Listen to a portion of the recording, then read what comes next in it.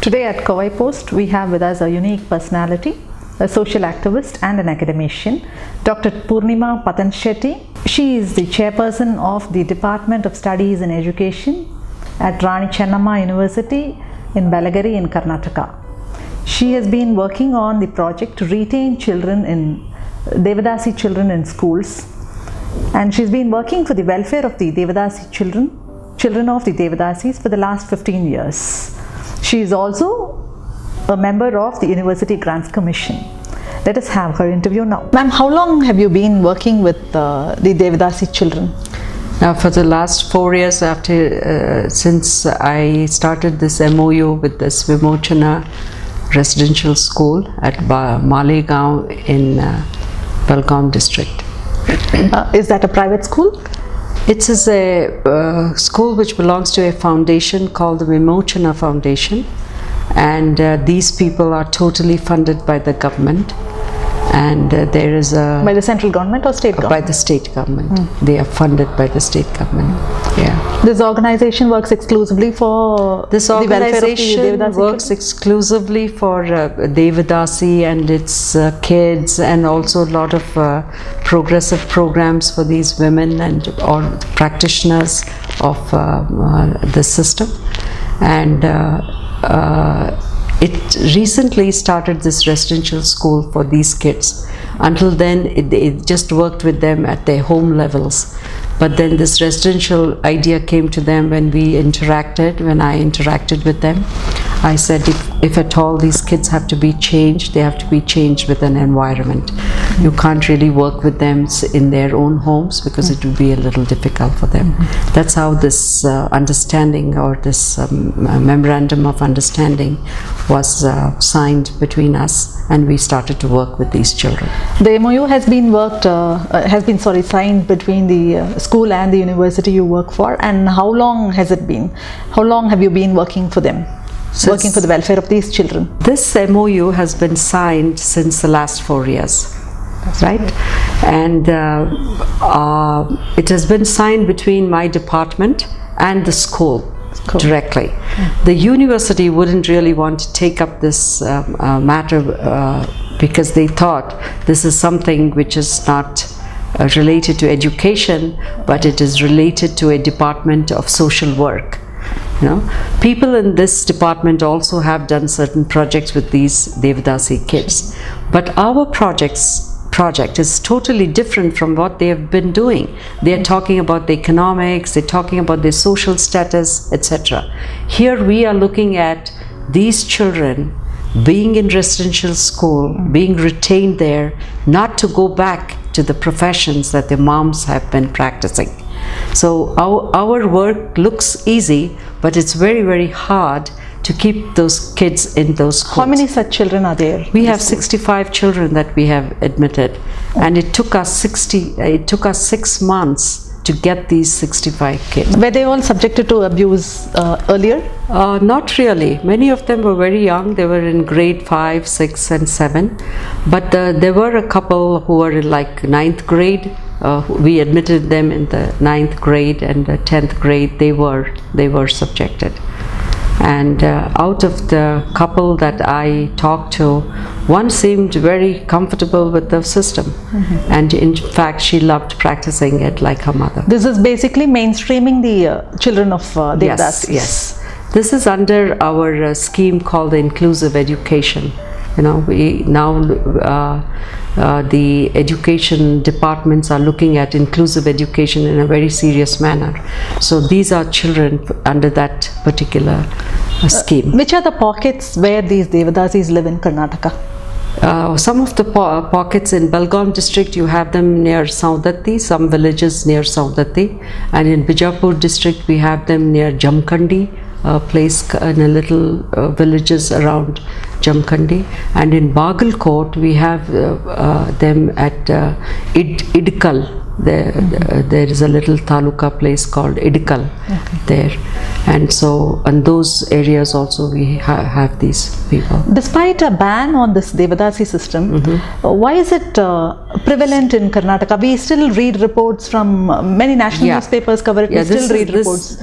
that these children are rescued Absolutely. from the system. Absolutely. But these children are really not put into the system at all. These mothers are raising them. The mothers are looking after them. But whenever the mothers have no money, they submit these kids. But not too young kids. They don't want to. But at the same time, there are moms who said that we don't want our kids to ever practice this like we did, because these mothers were actually mothers who were forced into it. But they were mothers who voluntarily want to do it, because that's where the money is for them. They say that whatever jobs we do, we don't get enough money to live the way we do. They're not really poor, actually, some of them. They're quite wealthy. There are some women who've got a small property, like a home. They've got little pieces of land. So they would think, such mothers thought that this is not a bad idea to practice this profession. Who cares about it? In that case, these mothers have to be rehabilitated first, so that they don't push their children into the system. They're all rehabilitated. Government gives them a pension. They give them some remuneration, which is so little for them. Like I think they get about 1,500 or something. They can't sustain themselves in 1,500. That's so why they have again to and do again a they profession. practice. They have to do a profession. And what are they best at? They think this is what they are best at. And they some of them giggle around and they sarcastically say, men want it, so why can't we give it to them? So what I think they kind of believe that it is okay to be a sex worker, but it should not be the job of my child. So there has been a transformation from the traditional Devadasi system to the modern commercial sex work. Absolutely. Even when you see these women, except for some, they don't look like those village women that you and I imagine sitting here.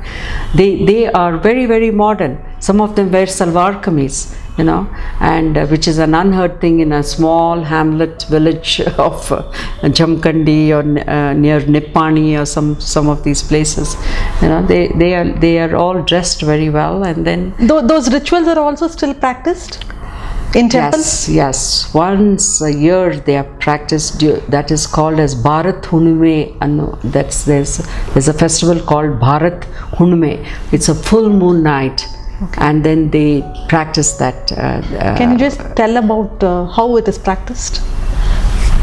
Well, this is a temple which I visited during that particular night, and there are scores of people there, lots and lots of people. They're all sitting in small little groups. They cook their own food, and it's quite a messy place there. And this young girl is brought out from a cart, a chakdi. It's a cart, covered cart, and she's all wet. Okay, the clothing that she's wearing is also wet, and the color of the dress is yellow, and she's smeared with what is this? Kumkum and turmeric. Yes, the turmeric and the red kumkum, and then she's been goaded to go towards the temple, and at the temple she's made to fall at the feet of the god and stuff. And later on she's taken away by one of the pandits. The pandit has to be the first man to use her. The priest, temple priest. Yes, he has to be the first man to use her. So they go away. They do it in the carts or whatever way, and then she's beaten. After the act is over, she's brought out, and then she's beaten. Again, she's made to have a bath and then go through that procession again. Then they have something like a fan, made of hair, different kind of hair and all that. And then she's presented with that fan, a small basket, and then with arshana and kumkum in that basket, she's presented, and she's asked to beg. Okay, nobody ever reveals that her begging is a part of this profession as well. The priest asks us that Deur Koskara, you have to beg, and then you also do both the jobs together. Now, I do understand that the government has banned this. Even in Karnataka, it is banned. But then the practice is still on. This incident, when did it happen? Which one? The one The incident, I saw? one you saw. Maybe about 7-8 years ago. 8 years ago. Yeah, I saw it. I saw it firsthand because I went to see that. I wanted to see how it is actually done. We had information that there are a couple of women who are going to be led into this one. This festival is also celebrated even now? Yes, it's called the Bharat Unum. Many people Every year, go. it's an annual people festival. like us. No, it's not an animal festival. This is a festival where the what is this? Prasadam is given to this Devi. You know, she's called as Renuka Devi of Saudati. Renuka Mane, she's Lakshmi.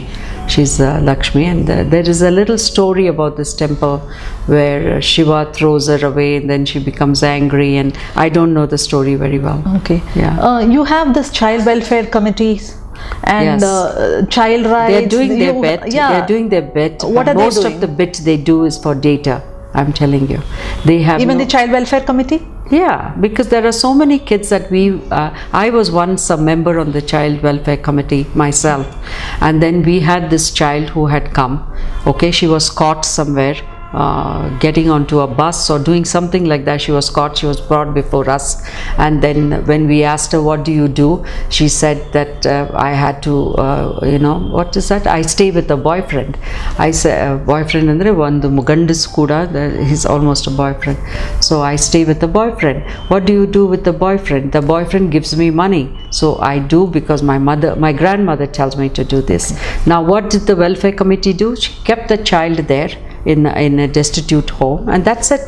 And the same welfare committee just records whatever they want to record, but the destitute homes which are looking after them, they send these women in the evening to do the work that we have put them there for what we have put them there for. This is If you say that the child welfare committee is doing it for statistics and data, then how do you think the system can be totally Curbed. eradicated, abolished? Okay, I would like to only say one point. You have to get these children in a residential school, create the smartest environment for them, give them good health food first, and then give them things like modern equipments to study and learn. Even if you can give them an iPad, I'm telling you, it's going to make a difference to them. And they love this clean, nice, happy environment. They love it. And I'm sure even the young ones who are practicing now would leave that for this environment. This is my final, thing about Thank you. changing these kids. Thank you. Thank so you, much. ma'am. Thank you.